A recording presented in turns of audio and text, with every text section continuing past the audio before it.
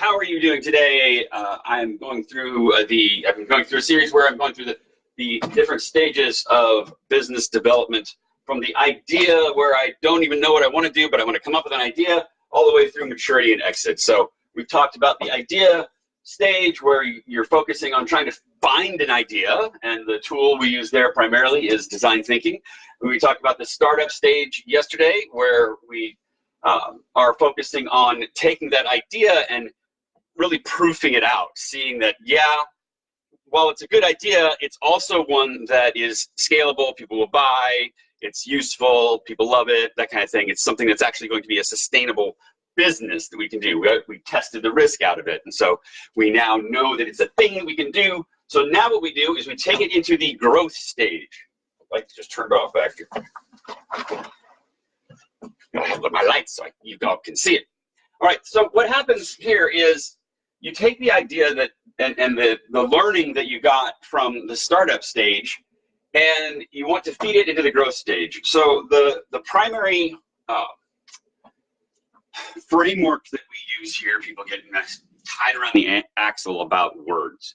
Nobody wants to call Agile a methodology. It has methodologies within it. Agility is the ability to adapt as fast or faster than changes that are happening within your context. So that's what we use here. It's agility.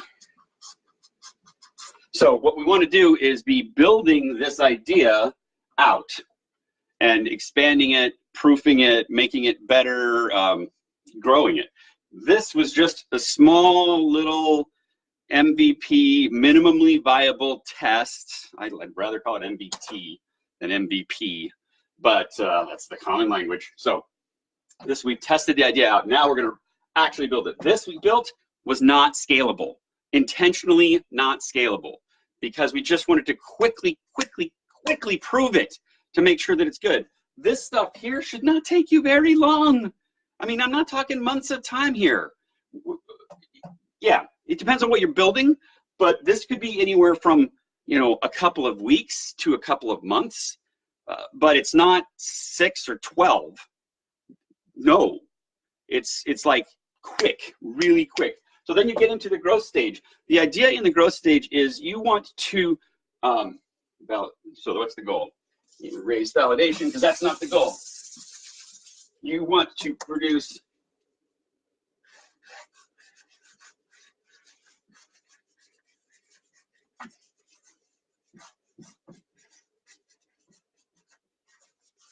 you still read that?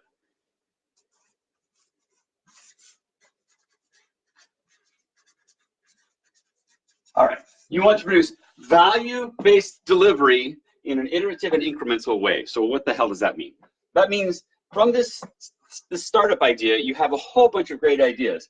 And so you document those in a whole bunch of tiny little statements on a small little card.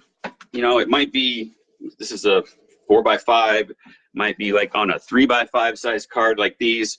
Little quick reminders of a conversation that you want to have in the future. These are the concepts, the ideas that you probably want to build. Then you take all those and you prioritize those. You prioritize them based on their value to your customer, not necessarily on anything else. You want to balance the value to your customer with the value to yourself as a business, because you don't want to build stuff and put yourself out of business. Customers are really happy, but we're not making any money. That's a model that they tried back in the early 90s. The new economy, all we have to do is build things and people will come. The laws of economics don't work anymore. Well, guess what? The laws of economics still work. So these have to be a balance between customer and business value. So you prioritize this list. We call it a backlog, typically when you're in the growth stage and you're talking about agility. Prioritize this backlog by value based on the customer and your own business value. Then what you do is you start delivering this stuff. Let's assume that these little things here are in value-based order now. So you take the first, you have a team of people. So now you have to start building a team. It's not just you by yourself anymore. You're going to have to start having some more people. So here you're going to have to change things. At every stage, two key things change: the systems that you use and the leadership model that you embody. So in the idea stage, it's just like free for all. We're just, everybody's totally doing everything. In the startup stage, you start to define a little bit more of the roles, because we're starting to do things with separation. And in the growth stage, now we're wanting to scale, right? We're wanting to grow.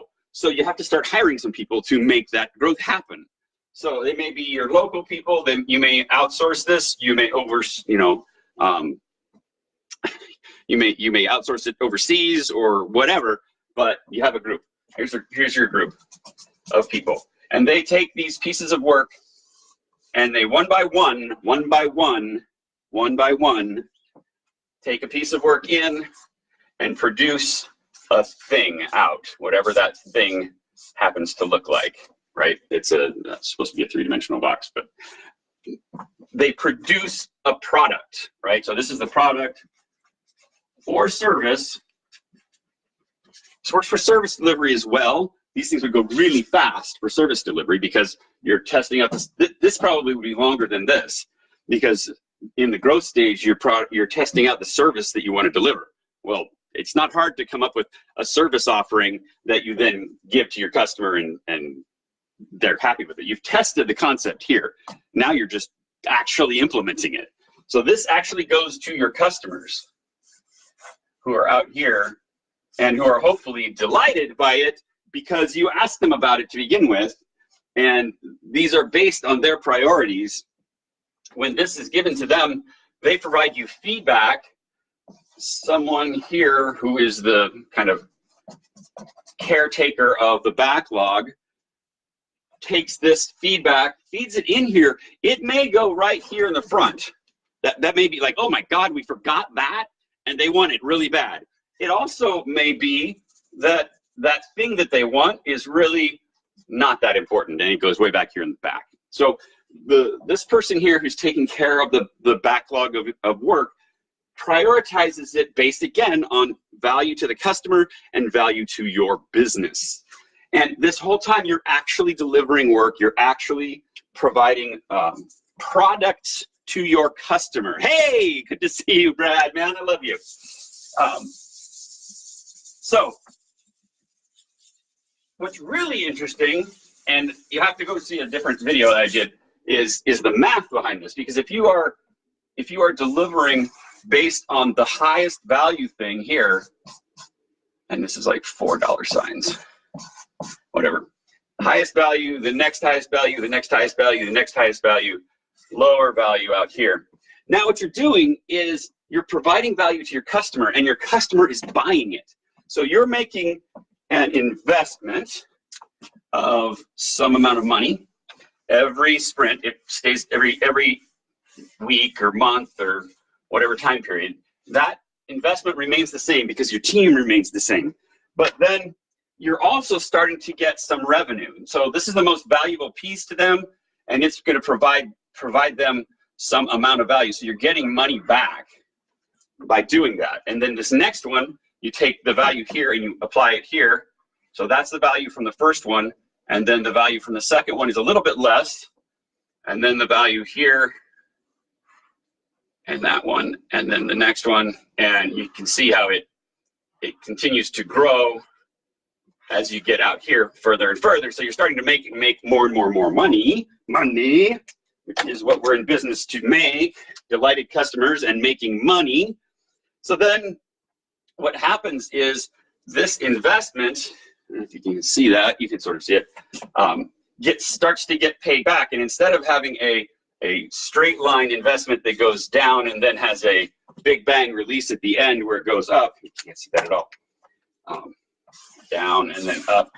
What you have is more of a curved line that goes like this, and you break even way earlier. So there's a whole lot more to the math behind this and why it would be stupid to do anything except take an iterative and incremental approach to this. Iterative meaning every time I put something out, I get feedback on it and I iterate, I improve it. Incremental being I put something out there first, and then I put something else out there, and then I put something else out there, and then I put something else out there. Increments of work.